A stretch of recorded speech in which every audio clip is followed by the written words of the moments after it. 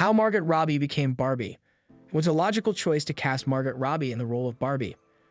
Following the announcement in 2019 that the Australian actress Margot Robbie would be portraying the role of Barbie in Greta Gerwig's live-action adaptation of the famed doll, there was not a single person who seemed to have any reservations about the decision. Almost as if Margot had been destined to perform this part from birth. Before her role in Barbie, Margot had starring roles in several films, including but not limited to The Wolf of Wall Street, The Legend of Tarzan, Suicide Squad, I, Tonya, Once Upon a Time in Hollywood, and Bombshell. Additionally, she was a co-founder of Lucky Chap Entertainment, which is a production company that she and her husband, Tom Ackerley, own together. Even though Margot slays every character she has performed in the past, everyone admits that playing Barbie was the most natural choice for her. It was an ideal match for her, and it will endure for all of eternity. Additionally, she appeared to be appropriate for the role, particularly when she began dressing up in a famous Barbie manner while she was on the promotional tour for the film. During an interview with Teen Vogue, Margot revealed all of the juicy details about how she acquired the part of this renowned doll. She also revealed that she was a big fan of the doll. On the other hand, she revealed that she did not try out for the role of Barbie because she had originally intended to be a producer of the movie. As the film's producer, I suppose you could say that I cast myself. However, I did make it abundantly clear to Greta, who is both our writer and director, that she has always been the person I have wanted to collaborate with to create a Barbie movie. I told her, yes, I'll come on board. When she did so, I don't need to be in the movie. Even though I am a producer, you are aware that I am enthusiastic about making this movie. However, I am not required to play Barbie or be in any way involved in the film. It's enough for me to simply produce. After that, she responded by saying, no, I want to write this for you. And she wrote a fantastic part for me to play.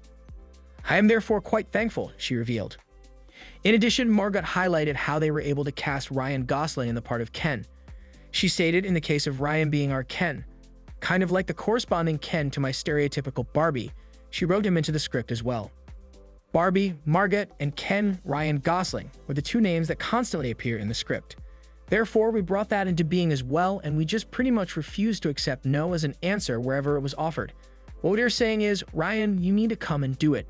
Even though she had a relatively easy time landing the job, Margot expended a great deal of effort to portray her inner Barbie doll for the film. According to her admission, I mentally began becoming Barbie as soon as I read the script, and because I was talking to Greta every day, these conversations were just constant and ever-evolving. I embellished my trailer myself. This is something that I do for every character that I play at the moment, but I went all out for this Barbie character one time. Items that are pink and fluffy, things that make me happy, cute things, images of my pals, and other similar items are examples of things that I find appealing, for the sole purpose of putting me in a state of mind that is, extremely happy and positive. I have Barbie perfumes, so that is always the final thing for my character. As soon as I put on my character perfume, I think I relate to smell associations, like sense memory is pretty strong for me. I have Barbie perfumes. Now, as soon as the scent was applied, I was like, okay, I'm ready. Then there are all of the typical things that I do when I am preparing for a character, such as working with a dialect coach, an acting coach, and a movement coach, as well as conducting research. I spent some time in the headquarters of Mattel, where I spoke with employees of the company and asked them questions such as how the brand has developed over the years, what the significance of some of the modifications that they made was, and how a Barbie is manufactured. I could go there and watch someone weave Barbie's hair, if you know what I mean. On the other hand, I did watch documentaries on Barbie and read about Ruth Handler, the person who created the doll, as well as other historical information about Barbie. In addition to that, I watched a lot of Barbie videos, as if she had a channel on YouTube somewhere. And one that stayed with me, even though it wasn't technically that pertinent for the movie, but I needed to hear it for me in life, was when Barbie did this entire thing on her YouTube channel about saying thank you instead of saying sorry.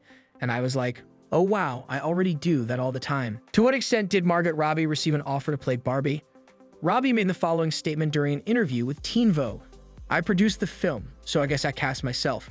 Being a producer, Robbie did not participate in a formal audition process to be considered for the role of Barbie. The fact that she was a producer did not, however, guarantee that she would be cast in the role of Barbie. Robbie is said to have made it abundantly clear that Gerwig, the director of the picture, is the one who will ultimately make the decision. If the film required someone else to play the role, she indicated that she was willing to let someone else take over. In a previous interview with Perry Nemiroff of Collider, which was recorded before the SAG-AFTRA strike, Robbie provided the following explanation, which can be found in the player above. I didn't want our director to feel pressure to put me in the role, and Greta was the first choice for the director position. However, if she had declined the position, I didn't want our director to feel pressure to put me in the role.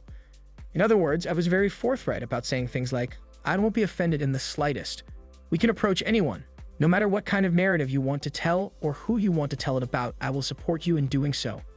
As a producer, I have a stake in the outcome of the game. Yet, as an actor, I do not have a stake in the outcome. So you are free to make that decision. Are there any audition tapes that you can view? Because Margot Robbie did not participate in the formal audition process for the role of Barbie, her audition tapes are not now accessible to the general public, or at the very least, the general public is not aware of their existence. As was mentioned earlier, Robbie made a point to inform Gerwig that she was in complete control of the casting decision before she made the decision. When Gerwig decided to design the character specifically for Robbie, however, the situation took an unusual turn for the better. Robbie soon realized that Gerwig's desire for her to play Barbie was genuine, even though she had first expressed some qualms about having an impact on Gerwig's casting decisions.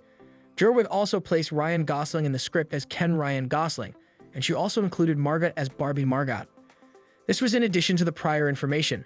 The fact that both of their names were included in the script from the very beginning made it quite clear that they were the pair that was eventually selected to play the famous roles. However, here's a bit of a bonus. We do have a comedy from Saturday Night Live starring Ryan Gosling that is, well, it functions as Gosling's audition tape for the role of Barbie. Before her involvement with Barbie, Robbie had considerable experience working with acclaimed female directors, most notably Cathy Yan for Birds of Prey and Josie Rourke for Mary Queen of Scots. When it comes to choosing projects, Robbie doesn't specifically consider whether a director is male or female. However, she has spoken highly of Gerwig's directorial approach. If I may add on to that, when I make my list of dream directors I want to work with, I don't divide it into dream lady directors and dream dude directors. It's like, who are my top 5 dream directors? And Greta's on that list because she's just an incredible dream director. She's an author. She's gonna be the Stanley Kubrick of our generation, or whoever she wants to be. She's gonna be her own thing. It's not even about female director or not, she just is one of the greats of our generation. Did you like it? Tell us what you think of the video in the comments section below, and don't forget to subscribe to our YouTube channel for more interesting videos.